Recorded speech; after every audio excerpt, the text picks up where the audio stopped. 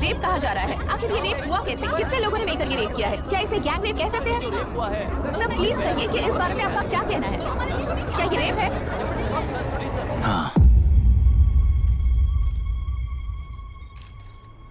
ये देश का सबसे भयानक रेप है।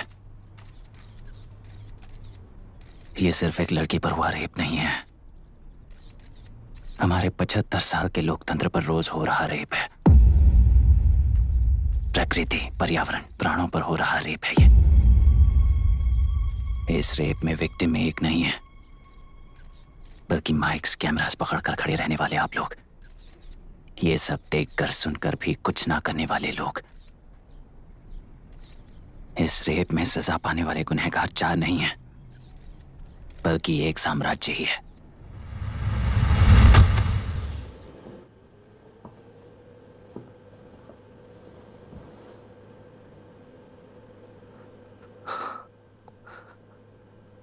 This is my wife Radhika.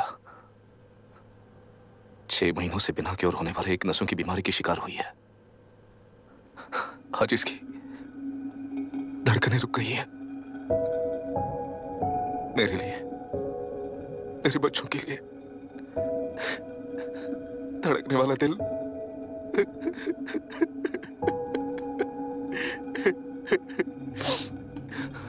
मैं आश्रम मेडिकल कॉलेज में न्यूरोलॉजी डॉक्टर और प्रोफेसर का काम करता हूँ। कॉलेज में पढ़ाई के दौरान ही मैंने और राधिका ने शादी कर ली।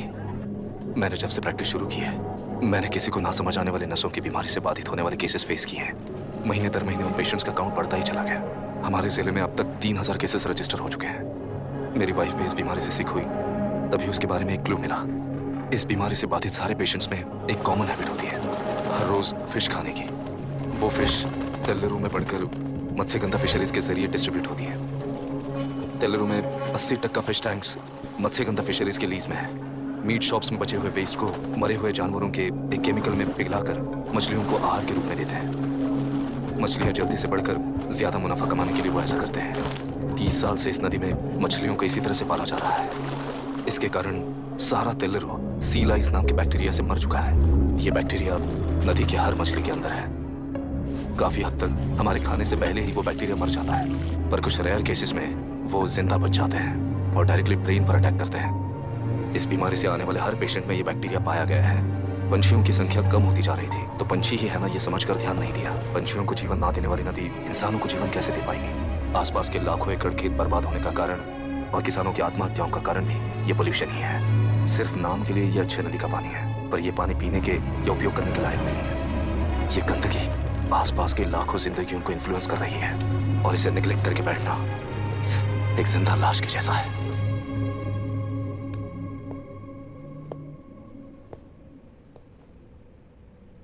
18 साल की उम्र में यूएस सिटीजनशिप छोड़कर इंडिया में पढ़कर यहीं पर सेटल हुआ है।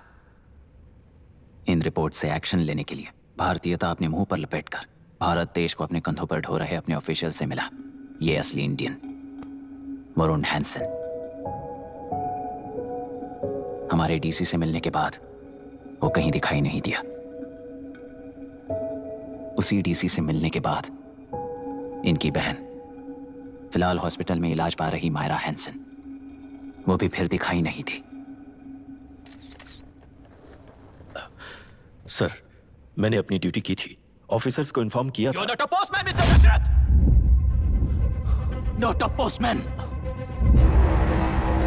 जिम्मेदार डीसी होने के नाते एक मरण कांड में आपका रिस्पॉन्स इतना ही है। सर, वो रिपोर्ट बेसलेस है, रिसर्च गलत है। हमारे पब्लिक हेल्थ ऑफिसर ने काउंटर रिपोर्ट दी थी सर। सर, वैसे रिपोर्ट बनाने के लिए कहने वाले भी डीसी साहब हैं। ऐसा करने के लिए मुझे भी ऊपर से ऑर्डर आया था sir. As of now, you both are suspended and are under investigation.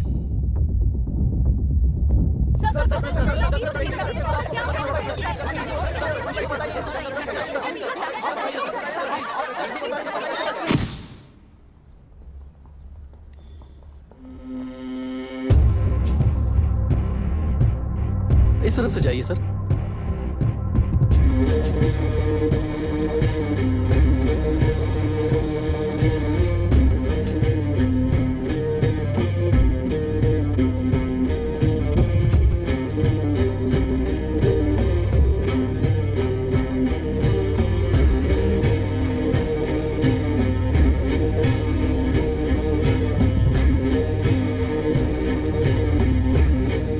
Nietzsche और डार्विन की दुनिया में बापू और हल्दानकर। एक बापू ने मेरे पिताजी को गिफ्ट किया था, दूसरा मेरे पिताजी ने मुझे गिफ्ट किया। इससे ज्यादा मेरी इनके लिए और कोई वैल्यू नहीं है। प्लीज बोलिए। जन्म देने वाली मां की तरह होकर आप किसी की जान कैसे ले सकती हैं? फिलोसॉफी के बारे में बात करने आए हो या अपनी प्रॉब्लम के बारे में बात करने आए हो? तेलुरु से जो प्राण आपने निकाले हैं उन्हें वापस लौटाइए, यही मांगने आया हूं। क्या कहा? लेकिन जो प्राण निकल चुके वो लौटते नहीं। अपनी मुट्ठी से मुक्त कर दोगी तो तेलुरु में प्राण वापस आ जाएंगे, यही प्रकृति की शक्ति है। पर तेलुरु के सहारे 2.5 लाख वोटर्स जीते आ रहे हैं, फिर उनके प्राण का क्या होगा? उनकी जिंदगी के बारे में सोचकर ही ये प्रपोजल लाया। ऑपोजिशन जब पावर में था तब तो ऐसा नहीं हुआ, अब हो जाएगा ऐसा लगता है तुम्हें? तो फिर एग्जीक्यूटिव होने के नाते खुद से ही एक्शन लेने के अलावा और कोई रास्ता नहीं है मैडम। एज पर कॉन्स्टिट्यूशन, कानूनी सभा आदेश के मुताबिक ही उद्योगियों को काम करना चाहिए। लगता है ये बात भूल गए हो तुम। एज पर कॉन्स्टिट्यूशन कानूनी सभा आदेश मारण होम का कारण बनता है, तो उद्योगियों को फॉलो करने की जरूरत नहीं है। फॉलो करेंगे तो आप जैसे लोग हिटलर बन जाते हैं। हिटलर हो या गांधी, सब जनता की ताकत से ही लीडर बने हैं और जनता मेरे साथ है। जिंदगी और मौत का फर्क पता चलने के बाद जनता जिंदगी को चुनेगी मैडम, आपको नहीं। चलो तुम्हें एक कहानी सुनाती हूँ। राष्ट्र में पहली बार कॉप सोसाइटी का निर्माण करने वाले एक फ्रीडम फाइटर की कहानी। असली लोकतंत्र लोकल गवर्नेंस में है, ऐसा लोगों को भाषण दिया करता था। लोगों की जिंदगी संवारने के लिए कम्युनिस्ट झंडा लेकर सड़क पर निकल पड़ा। सब कुछ सुनने के बाद इलेक्शन से पहले ओपोनेंट्स ने डाली हुई घास खाकर आने वाले 5 इलेक्शंस में उसे डिपॉजिट भी ना मिले इस तरह हरा दिया। उन्हीं लोगों ने इमरजेंसी का सामना करते हुए पुलिस की गोलीबारी में अपने दामाद को खो दिया। 13 महीने जेल में सड़कर लावारिसों की तरह मौत को गले लगाया। उस इंसान का नाम है हनुमंतराव। उनकी बेटी का नाम है विशाखावाणी। पिता की लाश को चिता देते वक्त गर्भिणी थी। उस दिन उसने चिता को आग लगाई, अपने पिता की लाश को नहीं, बल्कि पिता के अंदर समाई सच्चाई को आग लगाई और उनकी लाचारी को। उस आग को अपने सीने में रखकर अपने पिता को हराने वाले तंत्र को अपनी मुट्ठी में रखकर जीतते हुए जी रही हूँ आज। मतलब जनता को उल्लू बनाकर जीना ही आपका तंत्र है? एक कार्टूनिस्ट के बनाए हुए एक घटिया कार्टून को प्रिंट करने से मना करने वाले एक तमिलियन पर गुस्से से बॉम्बे से साउथ इंडियंस को मारकर भगाकर प्रजानायक बना और उसके कुछ साल बाद तक नॉर्थ इंडियंस को अपने राज्य से भगाकर राजकीय शक्ति बन चुका था। वो फैसिस्ट फैमिली आज उस राज्य की रूलिंग पार्टी है। जाति के नाम पर हमारे देश को अलग अलग करने वाला हर एक गधा एक नायक है। सब्सिडी के जरिए सबको आलसी बनाने वाली हर पार्टी एक रूलिंग पार्टी है। जहां अज्ञान इकट्ठा होता है वहीं धोखा पैदा होता है। कलेक्टर, मौत क्या है और जिंदगी क्या है तुम समझाओगे तब भी वो नहीं समझेंगे। तुम्हारी आंखें गंदी नदी को देख सकती हैं और मेरी आंखें पूरे मैले समुद्र को देख रही हैं। डार्विन के कहने के मुताबिक बंदर ही आगे चलकर इंसान बना है। किसी भी लोकतंत्र में at any given point of time 80% voter अभी भी बंदर हैं। इस होशियार माइनॉरिटी के पास, उस बेवकूफ बंदर के पास एक ही पावर है, वोट। और ऐसी व्यवस्था से क्या मिलेगा अराजकता के अलावा? उनमें से जो भी उस बंदर को चालाकी से सिखाएगा वही उस पिरामिड पर होगा। और इसीलिए चाहे कोई भी डेमोक्रेसी फंक्शन हो, तुम्हारा जो इशू है उस पर मेरा इक्वेशन सिंपल है। नदी के कारण बाधित हुए लोग केवल 1 लाख हैं और लाभ पाने वाले वोटर्स की संख्या 2.5 लाख है। यही मेरा हिसाब है and it is purely democratic.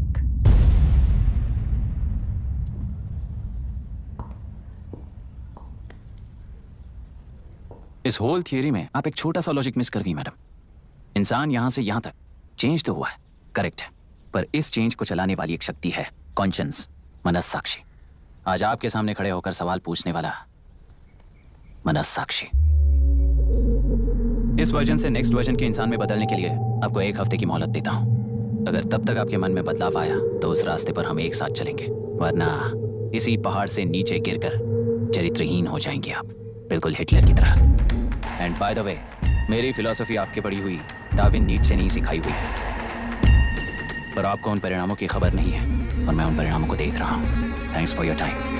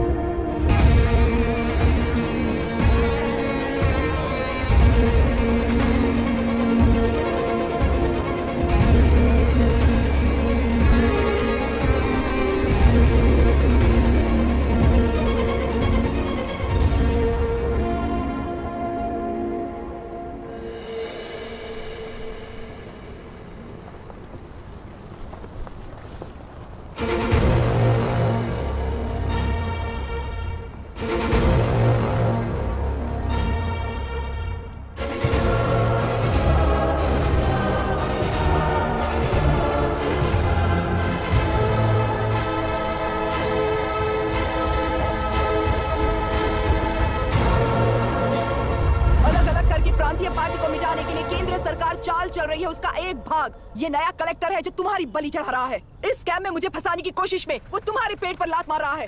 इस पल से मत्स्य गंधा फिशरीज मेरा नहीं है, तुम्हारा है। इस कंपनी में हर एक मत्स्यकार एक सामान का हिस्सेदार है। विशाखावाणी जिंदाबाद, विशाखावाणी जिंदाबाद।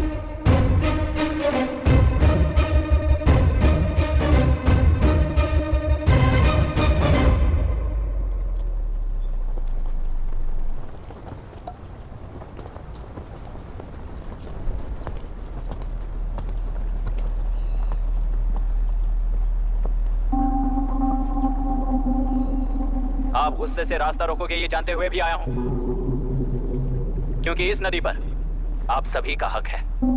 पर अभी भी क्या वो नदी आपकी ही है? 40 साल पहले आसानी से यहां मछलियां पकड़ रहे थे, तब तक वो नदी आपकी थी। पर जब जीवन देने वाली इस नदी को लीज पर छोड़ दिया गया, उसी दिन ये आपके हाथों से निकल गई। या फिर मुझे बताइए, आपने इससे क्या पा लिया? एक के काम पर चार खाते हुए अपनी बढ़ोतरी में आप ही अड़चन बन रहे हो। अपना आलसीपन यहां लेटा कर रखे अपने बच्चों को भी विरासत में दे रहे हो। इस बांध को टूटने से नुकसान आपका नहीं होगा।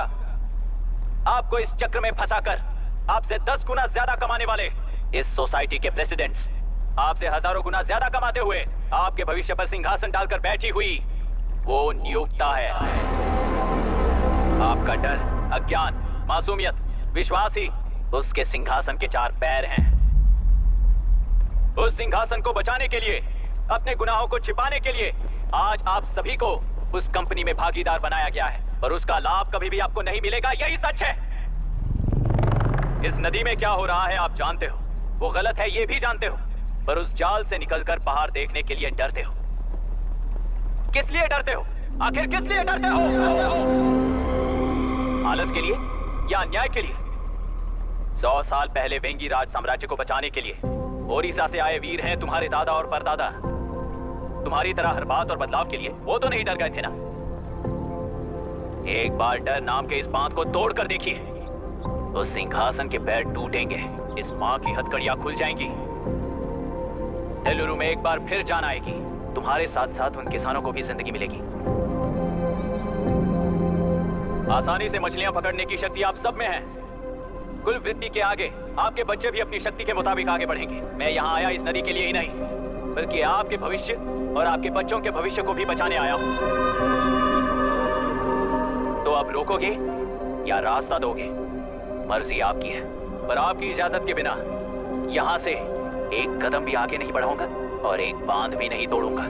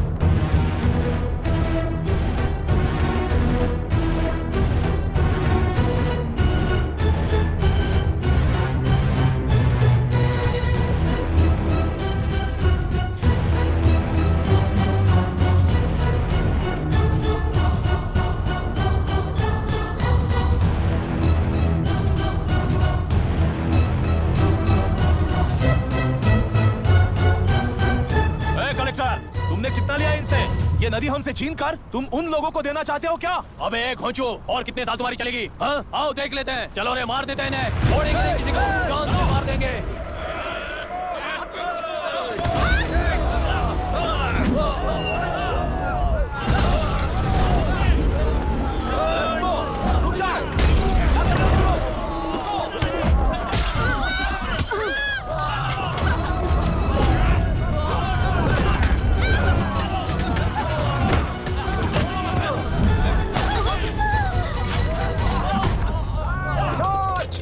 छोड़ना नहीं किसी को।